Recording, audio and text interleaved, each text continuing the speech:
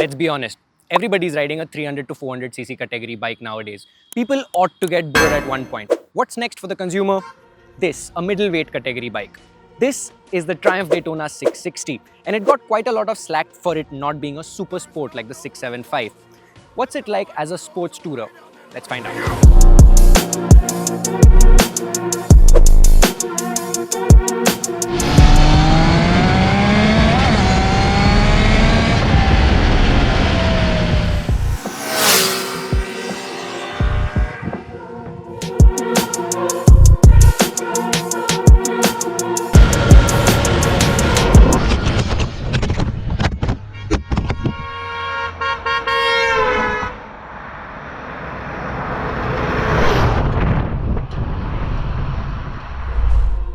The Triumph Daytona, an iconic supersport motorcycle that has a rich history dating back to 1990 when the first model was launched. Initially powered by a 748cc triple-cylinder engine, the Daytona quickly gained a reputation for its impressive handling and speed. Throughout the 1990s and early 2000s, the Daytona underwent several updates, including the introduction of a 955cc engine in 1997. However, it was the 2006 launch of the Daytona 675 that truly cemented the model's status as a racing legend. The 675cc inline triple engine produced 128 horsepower and was renowned for its agility and razor-sharp handling.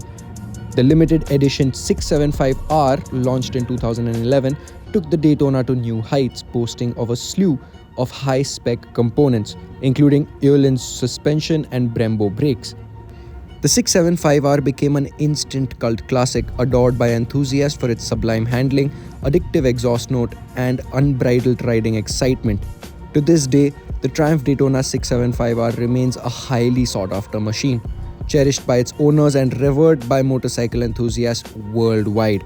However, with the recent launch of the new Daytona 660, one can't help but wonder if the model has lost its charm and pedigree. The new 660 engine, while still a triple, is now based on the same block as the Trident 660, a more road-focused bike. This shared architecture has led to a slight increase in weight and a more relaxed riding position, which may appeal to a broader audience but has left some purists questioning whether the Daytona has sacrificed too much of its razor-sharp edge. In order for the Daytona to get that extra oomph and sportiness compared to the Trident 660, quite a lot of changes have been done to the engine. You now get a new crankshaft, a new piston, a new wrist pin, and a new head. The head now has larger exhaust ports, and instead of having one singular intake body or an intake valve for the engine, you have three individual 44mm intake valves that really help with the response of the engine. All of this has translated to this new 660 engine making 95 PS of power, which is an increase of 20% compared to the Trident. And it also behaves much more differently. It has this liveliness to it that the Trident just didn't have.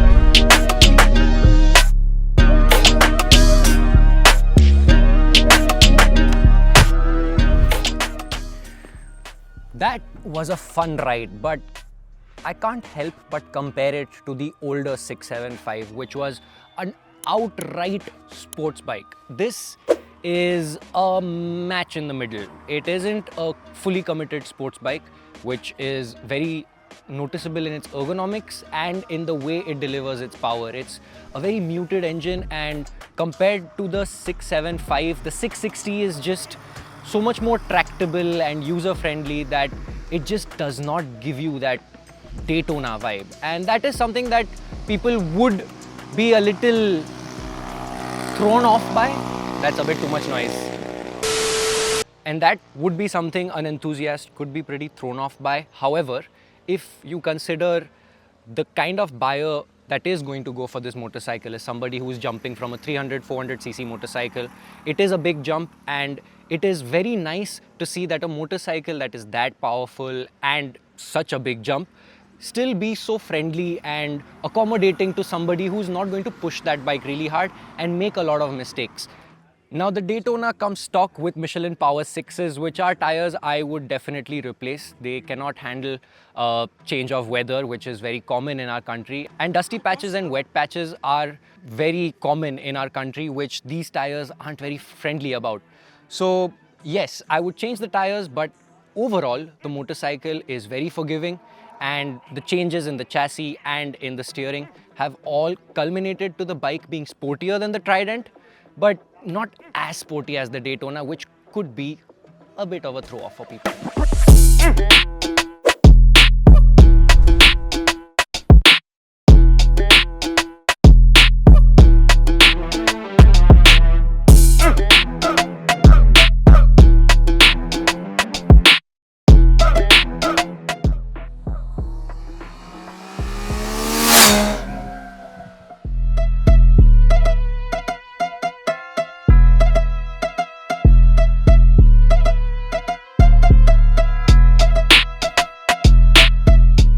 This being a tourer, it is worth noting that in our 200 odd kilometers of testing the bike, we averaged just below 20 kilometers to the litre.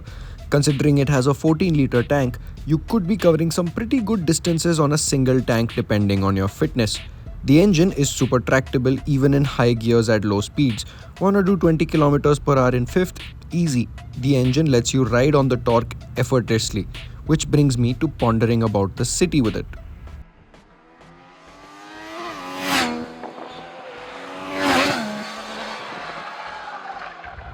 This is where the old Daytona would have been a task, but where the new 660 starts to make sense. First and second gear have been made to be taller than the Trident, which make the 660 easy to live with in slow traffic. The rear suspension can be adjusted for preload, which helps considering the roads in our country, and the clutch cable is fairly light, making it easy to flick through gears. But if I were you, I would just opt for the 50,000 rupee quick shifter option, which would make life even easier. Overall, this is definitely a motorcycle you could use every day as long as you overlook the general sports bike nuances like ground clearance, engine heat, and committed rider's position.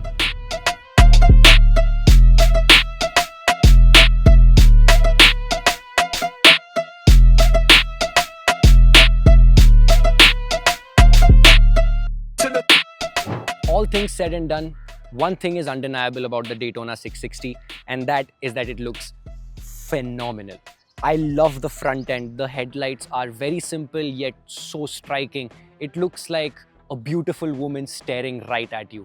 From the side profile, the bike looks athletic and muscular, but not desperate or too complicated. It's simple, striking lines that make all of the difference.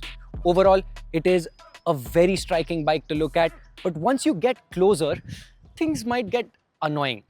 One thing I wouldn't have expected Triumph to do with their Daytona is fake body parts. This is supposed to simulate a chassis, but it is actually a piece of plastic, and underneath is the tubular frame, which is slightly reworked compared to the Trident, but otherwise it's pretty much the same. The fakery continues when you pay more attention to detail. Like, you will see these carbon fiber finished bits of plastic all around the fairing, which in my opinion is absolutely unnecessary, and it hurts even more because the 675R had real carbon fiber in many places, and this is just like adding salt to your cut, which hurts and burns. Why, Triumph? Why? Another constant reminder of them cutting corners is the switchgear. I mean, I've seen switchgear in the Tiger, I've seen switchgear in other premium Triumph motorcycles, and they've always been fantastic. What went wrong with the Daytona 660? God knows. Very tacky. Of all the screens that I've seen in a Triumph, they could have chosen the Tigers, they could have chosen the Tridents, they could have chosen anything else, but they went for this semi-digital-ish screen that looks rather cheap for a 10 lakh rupee bike, to be honest, if you ask me. But do let us know your thoughts down below. Do you like the simplicity of this, or would you like something fancier? Another thing that is very bothering is these mirrors.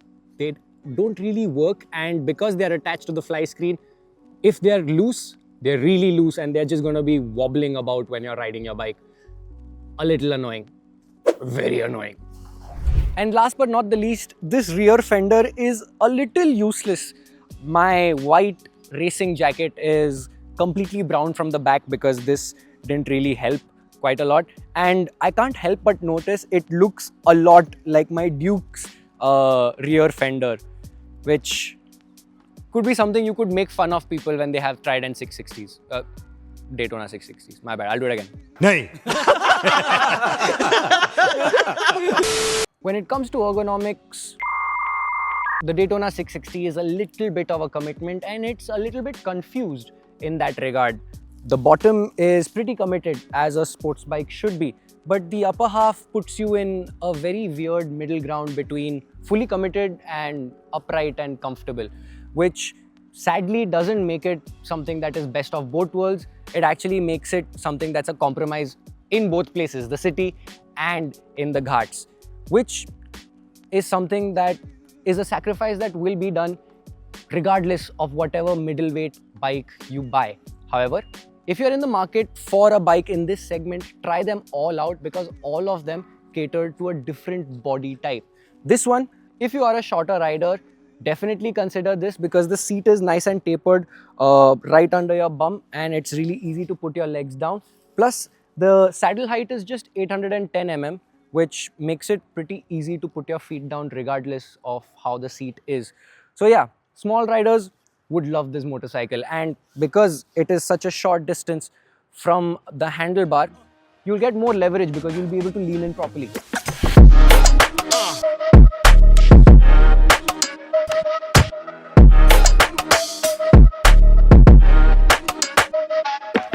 So does the Daytona 660 live up to expectations?